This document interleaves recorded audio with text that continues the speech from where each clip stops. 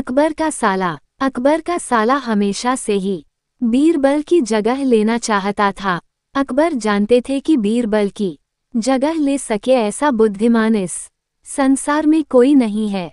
फिर भी जोरू के भाई को वह सीधी ना नहीं बोल सकते थे। ऐसा करके वह अपनी लाडली बेगम की बेरुखी मोल नहीं लेना चाहते थे।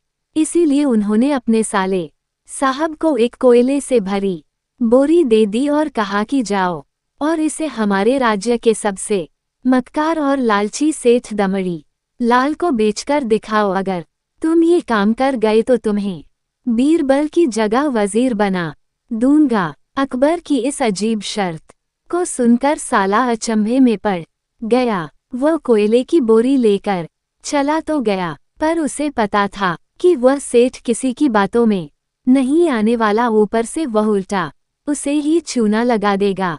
हुआ भी यही। सेठ दमड़ी लाल ने कोयले की बोरी के बदले एक ढेला भी देने से इनकार कर दिया। साला अपना सा मुंह लेकर महल वापस लौट आया और अपनी हार स्वीकार कर ली। अब अकबर ने वही काम बीरबल को करने को कहा। बीरबल कुछ सोचे और फिर बोले कि सेठ दमड़ी लाल जैसे मक्कार और लालची सेठ को यह कोयले की बोरी क्या मैं सिर्फ कोयले का एक टुकड़ा ही 10,000 रुपये में बेच आऊंगा। ये बोलकर वह तुरंत वहां से रवाना हो गए।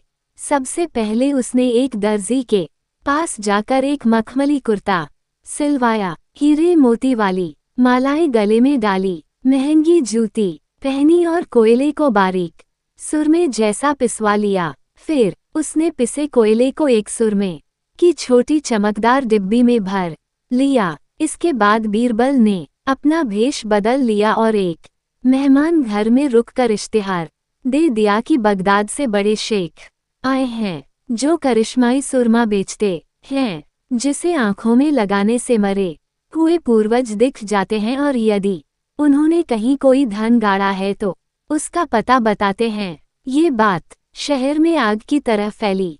सेठ दमड़ी लाल को भी ये बात पता चली। उसने सोचा जरूर उसके पूर्वजों ने कहीं न कहीं धन गाड़ा होगा। उसने तुरंत शेख बने बीरबल से संपर्क किया और सुरमे की डिब्बी खरीदने की पेशकश की। शेख ने डिब्बी के 20,000 रुपये मांगे और मोल भाव करते करते 10,000 में बात तय हुई। पर सेठ भी होशियार था। उसने कहा मैं अभी तुरंत ये सुरमा लगाऊंगा और अगर मुझे मेरे पूर्वज नहीं दिखे तो मैं पैसे वापस ले लूंगा। बीरबल बोला बिल्कुल आप ऐसा कर सकते हैं। चलिए शहर के चौराहे पर चलिए और वहां इसे जांच लीजिए। सुरमे का चमत्कार देखने के लिए भीड़ इकट्ठा हो गई। तब बीरबल ने ऊंची आवाज में कहा ये सेठ अभी ये चमत्कारी सुरमा लगाएंगे और अगर ये उन्हीं की औलाद है जिन्हें ये अपना माँ बाप समझते हैं तो इन्हें इनके पूर्वज दिखाई देंगे और गड़े धन के बारे में बताएंगे। लेकिन अगर आपके माँ बाप में से किसी ने भी बेईमानी की होगी और आप उनकी असल औलाद नहीं होंगे तो आपको कुछ भी नहीं दिखेगा। और ऐसा कहते ही बीरबल ने सेठ की आंखों में सुरमा लगा दिया। फिर क्या था, सिर खुजाते हुए सेठ ने आंखें खोली। अब दिखना तो कुछ था नहीं, पर सेठ करे भी तो क्या करे। अपनी इज्जत बचाने के लिए सेठ ने 10,000 बीरबल के हाथ थमा दिए और मुंह फुलाते हुए आगे बढ़ गए। बीरबल फौरन अकबर के पास पहुंचे और रुपये थमाते हुए सारी कहानी सुना दी। अकबर का साला बिना कुछ कहे अपने घर लौट गया और अकबर बीरबल एक दूसरे को देखकर मंद मंद मुस्काने लगे। इस किस्से के बाद फिर कभी अकबर के साले ने बीरबल का स्थान नहीं मांगा। दोस्तों, आज भी हमारे समाज में इस तरह के लोग रहते हैं और दूसरों के टांग खींचते रहते हैं। मेरे प्रिय दोस्तों, समाज में जगह खुद बनानी पड़ती है, अपनी काबिलियत के दम पर, ना कि किसी के जगह छीनकर मिलती है।